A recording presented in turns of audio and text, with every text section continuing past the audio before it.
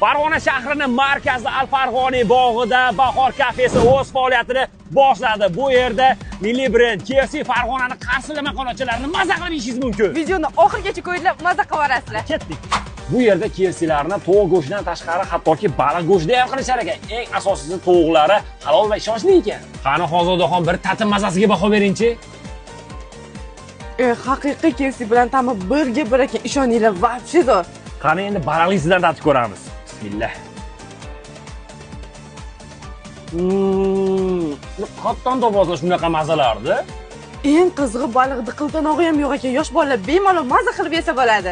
Eng qizig'i bu yerda KFC'ning kilosi atiga 100 ming so'm ekan. 4 kishi kelsalar 100 ming so'mga mana shunday to'yib ketasizlar. KFC Farg'onada bundan tashqari fast food taomlarini ham turli xillarini qilishar ekan. Bu yerda ajoyib setanib qo'yishdi. Mana bu katta lavash, fri souslari, ko'pesi bilan atiga 29 ming so'm ekan. Shoshilinglar, bu aksiya oyda oxirigacha ekan.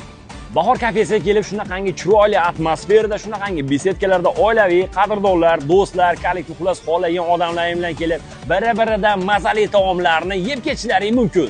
Bahor kafesi parkda ichida joylashgan bo'lib, bu yerga oilaviy kelsalar o'zlaring maza qilib ovqatlanib ketasizlar, bolalaring esa parkda maza qilib o'ynab ketishadi. KFC Farg'ona ushbu mahsulotlarni to'y va marosimlar uchun ham yetkazib berishar ekan. Zakanalda hamda Farg'ona shahrining markazida ham filiallari mavjud. Bemalol telefon qilaverasizlar.